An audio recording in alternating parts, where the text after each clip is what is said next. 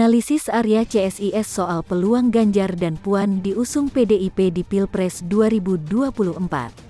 Peneliti CSIS Arya Fernandes menyebutkan Ganjar Pranowo bisa diusung PDIP sebagai capres tergantung nama-nama yang akan didorong parpol lain pada Pilpres 2024. Menurut dia, Ganjar bisa saja diusung jika kandidat Pilpres 2024 dari partai lain memiliki tingkat popularitas dan elektabilitas tinggi. Arya menyinggung dua nama yang masuk kategori populer selain Ganjar, yaitu Menhan Prabowo Subianto dan Gubernur DKI Jakarta Anies Baswedan. Katakanlah Pak Prabowo atau Pak Anies, itu PDIP akan cari calon populer juga, kata Arya dalam konferensi pers secara daring saat Development Technology Strategy (DTS) merilis survei persepsi kinerja pemerintah dan Pilpres 2024, Minggu, 14/11. Namun, kata dia, PDIP bakal mengusung nama Ketua DPR Puan Maharani jika tokoh yang didukung parpol lain tidak masuk kategori populer. Misalnya, saat Anies tidak memperoleh tiket berkontestasi pada Pilpres 2024 dan Prabowo urung maju di hajatan mencari pemimpin Indonesia itu.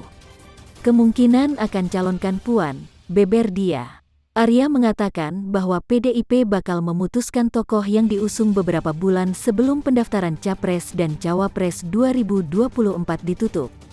Jadi, begini, kalau PDIP buru-buru mencalonkan, katakanlah dia, PDIP, Red mengatakan Puan atau mencalonkan Ganjar, pasti ada reaksi dari luar, dari partai lain, ungkap dia.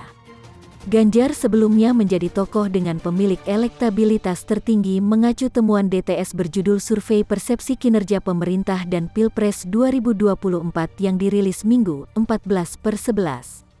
Elektabilitas Ganjar dalam simulasi 10 nama di survei itu mengantongi 22,8% atau tertinggi dibandingkan tokoh lain. Menhan Prabowo Subianto yang berada di posisi kedua memiliki elektabilitas 19,5%.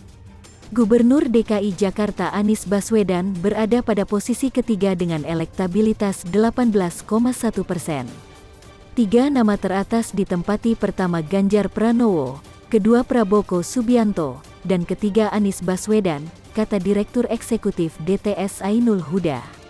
Sementara itu, posisi keempat hingga ke-10 masing-masing ditempati oleh Ridwan Kamil, 6,6%, Sandiaga Uno, 6,6%, Agus Harimurti Yudhoyono, 4,3%, Puan Maharani, 1,5%, Erick Thohir, 1,4%, Andika Perkasa, 1%, dan Airlangga Hartarto, 0,5%.